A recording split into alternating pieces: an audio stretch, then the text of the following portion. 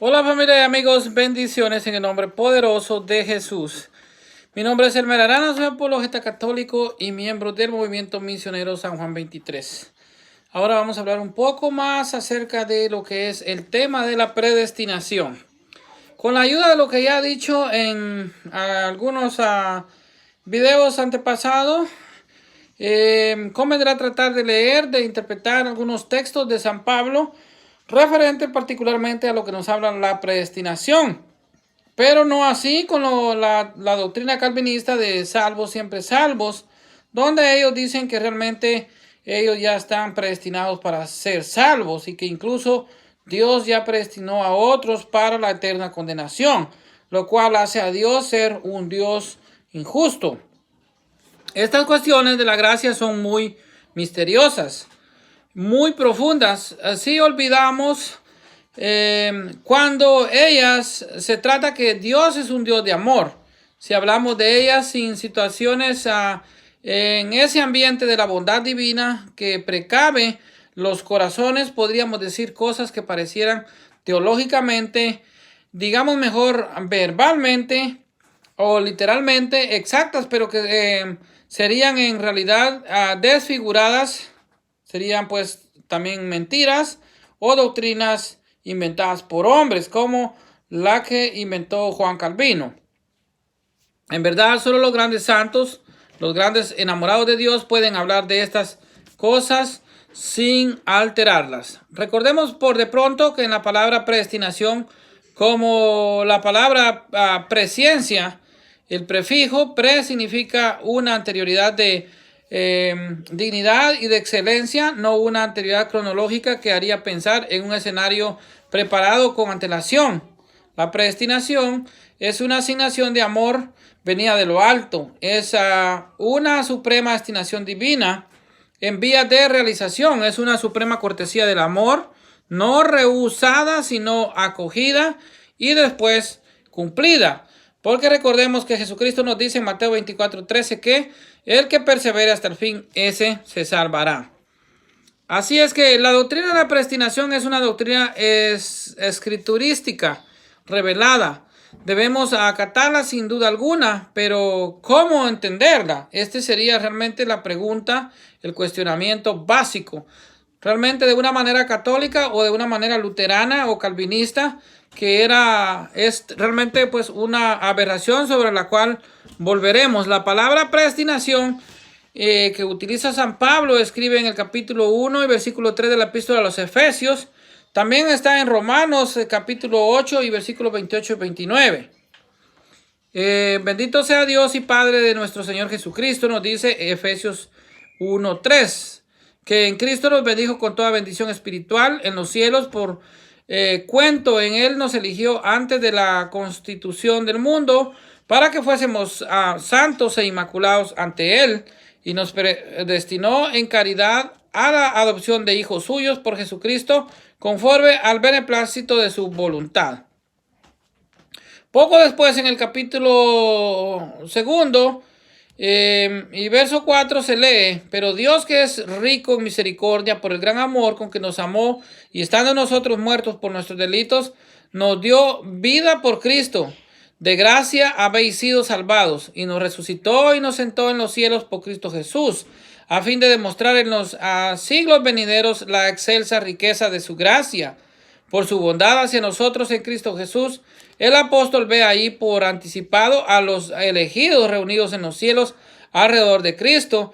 ¿Y qué dirán? Gracias, oh Señor, gracias, oh Dios, por habernos predestinado, prevenido de vuestro amor, el sí supremo, de hecho, dicho, soy vos quien nos habéis motivado a decirlo, a vos sea dada la gloria, o sea, a Dios en la gloria. La palabra predestinación es encontrada ya en la epístola a los Romanos, es la que ya les mencioné en capítulo 8 y versículos 28 y 29. A los que predestinó, a esos también llamó, y a los que llamó, a esos les justificó, y a los que justificó, a esos también los glorificó, o sea, los santificó. Eso está en Romanos 8, 28, 29 y 30. También aquí ve el apóstol por anticipado a los elegidos reunidos en los cielos y considera como Dios les ha conducido allá primeramente les ha llamado y les ha prevenido con gracias que ellos han rechazado, aun cuando pudieran haber sido invencibles. Si las han acogido es por una moción divina, porque nuestro sí nos viene siempre de Dios. Tu pérdida viene de ti, oh Israel. Solo de mí viene tu socorro. No habiendo rechazado esa primera llamada, pasaron a la justificación por una nueva moción divina, y aquellos, en fin, a quienes justificó, Dios los introduce a los cielos. Esta es la suprema atención por la que Dios permite que nosotros persistamos y nos mantengamos en su amor, pero un amor que nos lleve hasta el final, o sea, vivir una vida de gracia con Dios, una vida en la gracia de Dios. Los sacramentos nos mantienen vivos en la gracia de Dios, pero debemos de perseverar hasta el final, porque como nos dice 1 Corintios capítulo 12 y versículo 13, algún día llegaremos a estar cara a cara con Dios. Cuando volváis a leer estos textos, no os sentiréis turbados si los situáis en la perspectiva que os indico. Os acordaréis de que si alguno no está predestinado es porque ha dicho no, y no solamente por una única repulsa como los ángeles caídos, porque la gracia divina visita repetidamente y hasta fuerza a nuestros corazones. ¿Cuántas veces? Los apóstoles preguntaron un día a Jesús: Señor, ¿cuántas veces he de perdonar a mi hermano si peca contra mí? ¿Hasta 7 veces? Dícele a Jesús: no, digo yo hasta 7 veces, sino hasta 70 veces 7. Esta es una palabra que significa siempre. Esto lo vemos en Mateo capítulo 18, versículos 21 y 22. He aquí lo que Jesús espera de los hombres, a pesar de que son miserables y rebeldes a la misericordia. En otra oración dirá Jesús: pues, ¿quién de vosotros es el que si su hijo le pide pan le da una piedra, o si le pide un pez le da una serpiente? Si pues vosotros, siendo malos, sabéis dar cosas buenas a vuestros hijos, cuanto más vuestro Padre que está en los cielos dará cosas buenas a quien se las pida. Mateo 7, capítulo de 9 al 11. Entonces Dios me perdonará él también 7 veces 7, o sea, siempre.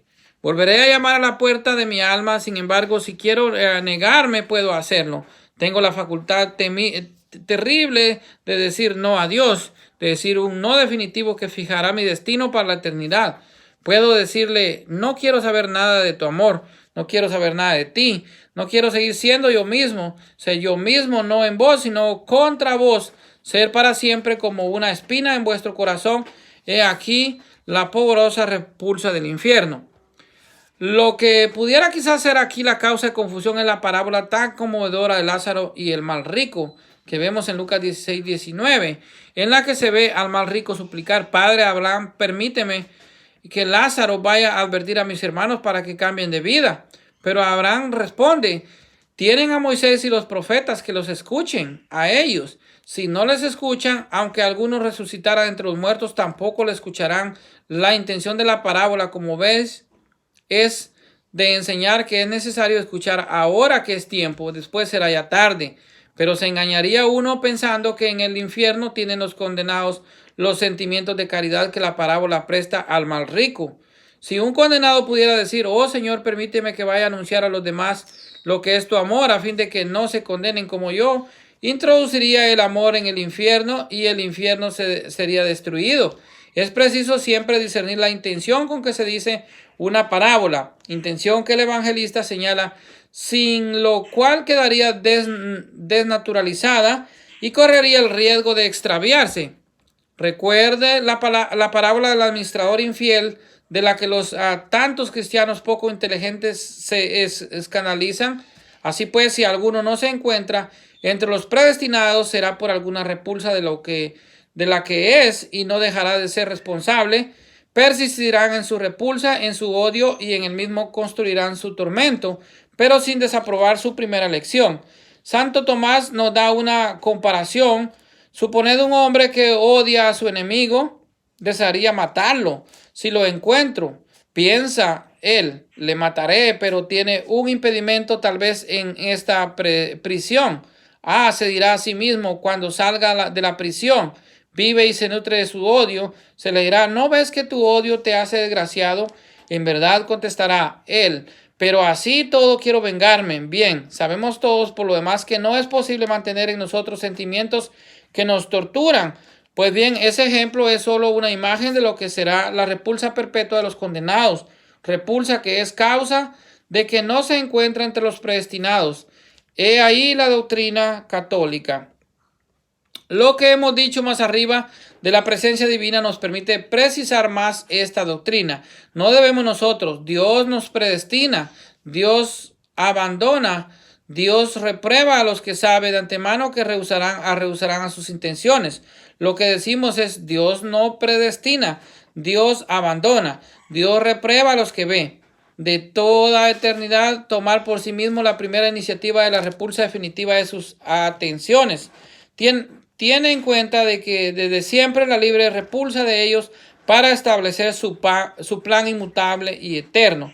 La doctrina errónea por Lutero y por Calvino en su institución cristiana dice que así como algunos están predestinados para el cielo, otros están destinados para el infierno, que no escaparán jamás. Esa es la tesis de la doble predestinación. La una para el cielo, que es cierta, a condición de que no se entienda como Lutero y Calvino, para los cuales, como hemos visto, la buena acción viene únicamente de Dios y no de Dios a través del hombre.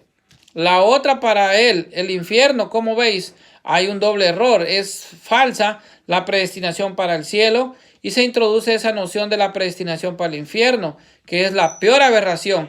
Los protestantes actuales, por lo demás, no defienden ya en esto a Calvino. Karl Barth declara francamente que no puede encontrar en San Pablo esta predestinación para el infierno.